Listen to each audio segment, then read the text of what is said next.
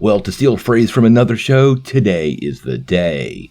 The Devil of Hell's Kitchen has returned to the MCU, and we got our first look at Daredevil in She-Hulk. Now, not only did we get to see Daredevil, we learned a lot, so I thought we could take a couple minutes to talk about all the new details about Daredevil that were revealed in this episode.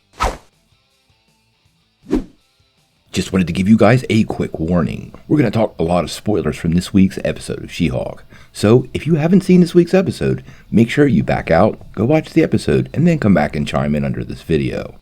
Obviously, we don't want to ruin your viewing experience.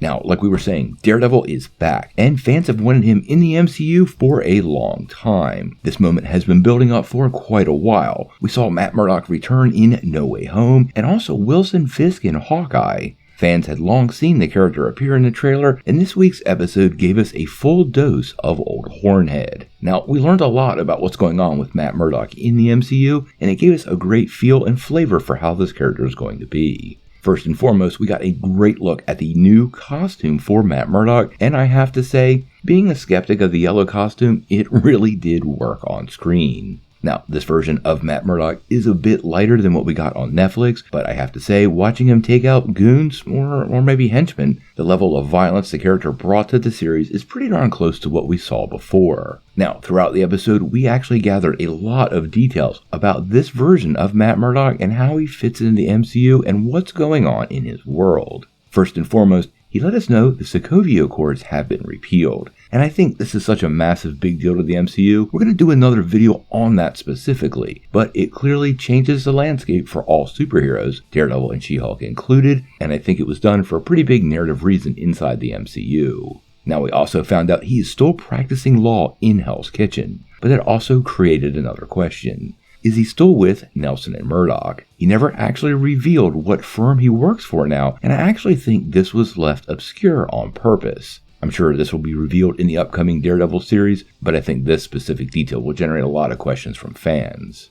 And now another big thing we learned about Matt is his secret identity is still very important, and the world clearly doesn't know who Daredevil is. He even went on in the court case to make it super clear about how superheroes have to protect those close to themselves, and through his interactions with Jen, he doubles down on that fact. I do like the idea Marvel is working to maintain his secret identity. With the return of Peter Parker's identity to secret status, I think this will play bigger in the MCU moving forward, and I'm really glad Marvel's finally embracing that. Now, I also did notice he appears to be single, and clearly he's not dating Karen Page right now. Right now, we don't know if Deborah Ann Woll will be returning for the new Daredevil series, and that might be exactly why Matt is single right now, but I did enjoy his banter and flirting with Jennifer Walters, and just like the comics, Jen is not shy with the super guys that she likes to hook up with. Now, one other thing I did notice about this version of Matt Murdock, well, outside of his new threads, is he's definitely more a comic book version of Daredevil,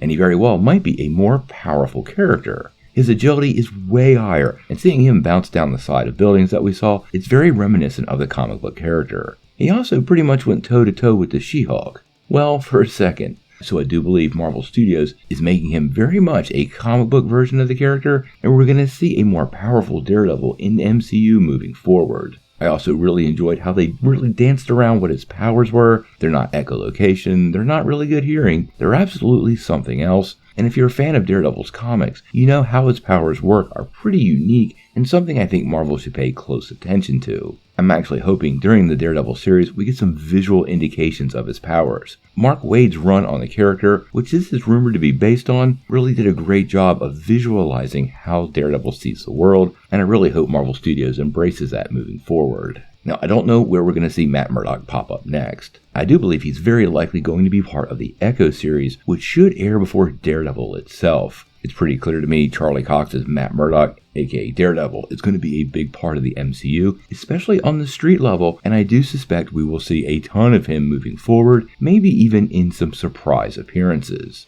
Now, whether he shows up next week on She-Hulk, we'll have to wait and see. I really don't expect him to be more than a one and done as far as episode count, but I would absolutely welcome some more of the Devil of Hell's Kitchen. Obviously, we're covering everything Marvel and Daredevil moving forward, so make sure you hit that like and subscribe button so you get all of the new details. But until we know more, what did you guys think? How did you feel about the return of Matt Murdock to the MCU in costume? And Did it feel like to you that Matt was a little more powerful than he was in the Netflix series? I really think so. Tell me what you think in the comments below. If you like this video, make sure you hit like, click subscribe, and if you don't ring that bell, you won't get any updates. Peace.